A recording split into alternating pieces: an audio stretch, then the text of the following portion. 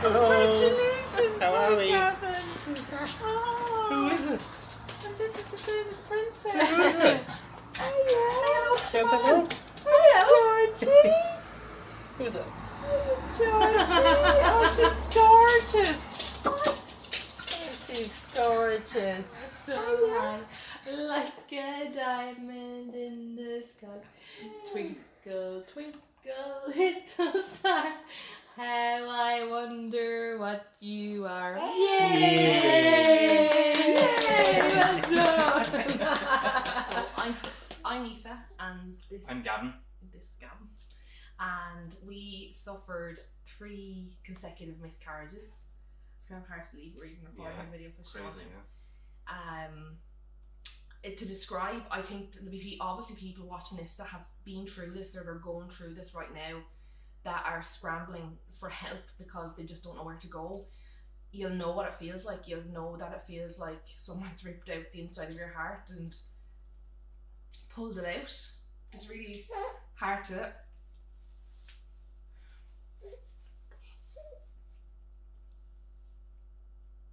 Like, that feeling really never goes away. But we have proof, Georgie, look, that your world can turn around very quickly. And just because you've lost in the past doesn't mean that you're going to lose forever, is it? There's no hope. Yeah. And normally what we've learned is that there's a reason, and Siobhan was the woman that helped us find and bring Georgie into the world, huh? Yeah, so you'll know what it feels like, and it's really hard to watch other bumps. It's really hard to listen to other people's good news, and no one really gets the fact that you actually are very happy for other people, but you are dying inside for yourself because you don't want their baby, but you just want your own. It's hard to... Yeah. Just seemed like a lifetime that was never going to happen. happen, yeah. 3, like every time you get pregnant and you get up onto the bed and they go, oh, let's see now, hopefully you're lucky, and you're like, oh, I can't believe you're treating me like that again, you know. And they come to the back into the room and it's so have you been here before? And I was like, yeah, I've been here before, I know your name because I remember you to give me my bad news the last time. How do you not remember me? Like, that's so hard. And the reason why we ended up going to Siobhan was because I ended up going to a consultant after one of my miscarriages, and she wrote me the prescription before she'd ever looked at my body, and she wrote the prescription based on the fact that I was the woman carrying the baby. Never once asked me, you know, what about your husband or your partner. I was like, how can you write a prescription when you don't know what's wrong with me and you haven't looked at the other 50%? So Siobhan, I had heard so much about Siobhan. Siobhan had been on the radio. I worked in a big company with a lot of women that had used Siobhan in the past, and I just knew in my gut that Siobhan was the right person for us. I trusted her. Like, there was no lies. She was very honest from the start. Even the bits you didn't want to hear, Siobhan said it to you anyway, because she was doing you a favour, wasn't she, telling you the truth? And the fact that she's a midwife and has so much knowledge in that Chinese medicine, and what she said made sense. Like, it makes sense that you're 50%, I'm 50%. Whoop.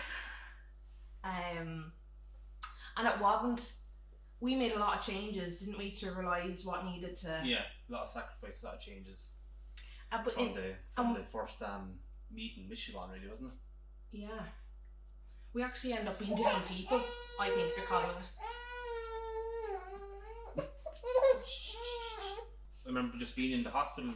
We went in happy enough, I think, but then once we kind of got the scan and brought into a little room, we kind of, from then that feeling, I think we just knew kind of straight away that they were going to give us bad news.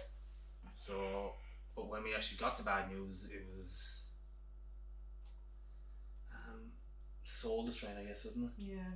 And the fact he had to wait outside in the van. Yeah, that's because it's during COVID. And you're given the bad news by yourself.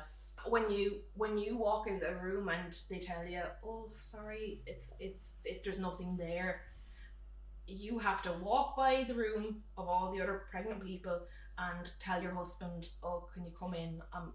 after I've lost another baby, and you feel like the biggest failure, that you're making your partner, your husband disappointed. What must he think of me? Is he always going to want me if I can't have a child with him? That's a really big thing, that you think your husband won't love you anymore. And that's your inner self. And that's what Siobhan helped us with, isn't it? The fact to realise that it's not just one or the other. It's actually pulling together and becoming more centred and with each other, really, isn't it? 50-50. And not living our lives for other people, living our lives for ourselves. And yeah, it's kind of like every time someone asks to do something, or say, oh yes, yeah, we'll be there, or we'll do this and we'll do that, instead of do what we want to do. Yeah, so once we actually got out of the meeting, we actually started saying no to stuff and did more together and went places together, and then everything kind of started coming together. I'll never forget that. So Gavin is so part of what we looked at. We weren't going to leave any gap after the third miscarriage. We were doing what Siobhan told us to do. We were 100% committing ourselves. So what did you like your journey? Yeah, well, I suppose starting from the hospital, I guess, feeling wise, I just thought, I hope God Aoife didn't feel like she was a failure. I don't know how I was going to change how she felt, because she definitely wasn't a failure, and none of us were failures. It's just something that we had to go through, and I don't know, after we did go through it, I suppose we were definitely closer. Once we came out of it, way closer. Like, you just because you've lost a child doesn't mean you're not a parent. Yeah. Like, we were already parents to three kids in my mind, I think. Yeah. And we just started to live our lives like we were a family, you know. And I thought one of the best things I ever done, and we spoke to Siobhan about it, was reading the book Spirit Babies, because that book made me kind of go, as much as Siobhan said it and Gavin said it to me, I realised this baby has a soul of its own, and it will decide when it's coming into our life. And when I took that pressure off myself, that it wasn't me forcing a child into my life, the child had its own mind, that Georgie, you know, had her own choices to make. She's her own soul, she's her own person. And when you take that pressure off yourself and realise it's not completely your choice, magical things happen. One of the biggest things that I found for myself is I used to not buy clothes, because I would say, I'll be pregnant next month, I'm not going to wear those clothes. Oh, we might not book that holiday because I'll probably be pregnant in the summer. So I was living in the future all the time and never living in the present. So once I started treating myself like I was the most important person, and I soon realised that, because Georgie came along very quickly after, when I started focusing on self-love and loving myself and giving myself all the attention that I deserve instead of giving it out to other people. So I went to regular exercise classes. I learned how to spend time on my own, because I was really bad at that. I bought myself whatever I wanted to buy. I bought it for myself to made myself feel good. And I just thought, if I look after myself and I become the happiest person I can be, the baby will be attracted into a happy family. So that instead of focusing on the baby, I start focusing on myself. Sorry. And that's essentially what Siobhan has taught us, is that it's all about self-love, isn't that right? Yeah. What do you feel like you... Well, I definitely, because when I started off, I definitely wasn't in tune with myself or felt self-love for myself, because I had a lot of stuff that I had to face head on before I could do that. Like, take for example, like I do have problems within my own family that I had to sort before we started having it, because I didn't want to bring that onto Georgie, or let her feel that, like, because there would be days I would come home in bad form. Just from one simple message or one little thing that happened if I was out at the weekend, like, just because, like, my father is an alcoholic, that's what it all kind of stemmed from.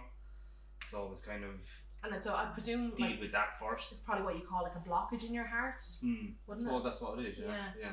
So I was kind of just getting rid of that, and then actually having an open heart and full of love instead of full of anger and not hate towards somebody, but you brought the flow of self-love into your life for yourself. So for that, I was definitely at the other side of it, 100 times better person. Like when At I the end of it. yeah, I could like when I seen Gav after 2 or 3 months, I used to say to Gavin, "Do you realise you're coming home from work in really good form every day?" And he was like, "Because he was playing the guitar. You learned to play the Yeah, guitar." learn to play guitar as well, yeah. Because Siobhan said, like, just do something that maybe that you always wanted to do, that, like, you know, that actually make you feel good. Like, and music makes, no matter what kind of music it is, if someone hears music, like, they're either happy or sad or whatever emotion they want to feel, but it's one thing they did, sure. And I always wanted to learn to play guitar, so. And even now, when he takes the guitar out, Georgie just stops crying. It's like she's been listening to it the whole time in the room, and it's just natural now. Like, we would not know, like, honestly, we would not know how to be bringing self-love. It's because self-love just sounds so broad. Siobhan really helped us niche it down to suit ourselves, like what is self-love for us. So even if you're watching this video and you're like, oh my god, I don't know how I'm going to do that, Siobhan is so committed to you as a couple, and she's there for you. I know, so you book your sessions with Siobhan and she's there, but she's there to support you the whole way along. We'd often hear from her throughout the month, and through self-love for each other, we both became more in sync, and we wouldn't know that without Siobhan. We wouldn't have been able to get to that stage without Siobhan. And it's not so, it's just, the goal was with Siobhan to have a baby, and we learned we got all this toolkit by going to Siobhan, but we got a baby, but the bonus part is that we now have a relationship with ourselves. You learn a new way of living. Like, it's not just to have the baby, it's for the rest of your life. And you start to realise when you're going out of sync in yourself, and you're like, okay, well, I need more time back for myself. Or you can spot something in your partner, but you know, you lead a much happier life after as well. It's definitely benefited Georgie, the way she looks at herself every time she goes by a mirror, and she she does love herself. The first thing she does in the morning is look at herself, and it's like she just smiles. It's like, I am so just gives the beautiful. mirror a kiss. And don't you? Don't you love yourself? You do. Or you love watching videos of yourself? Yeah. And you love looking at photographs of yourself? Don't you? Yeah. Yeah, you're so good. And she's always a reminder to me that to slow down when I start to get back, when you feel like you're getting back on a hamster wheel of like work and different things, and you remind yourself of the journey. You just remind yourself of the journey that you had, and you realise you just keep slowing down. Like you don't have to force everything in life for everything to come to you. You know, we step back, we let the universe and Siobhan help us. That sounds so airy-fairy, but essentially that is what happened. We wrote into this every day. We wrote our fears down. We wrote into our journal, and we took the pressure off ourselves and we handed it back. And when you stop trying to force something into your life, great things can happen. Even to anybody or any men that's out there that feels like they can't talk or don't know how to bring it up in conversation, because tell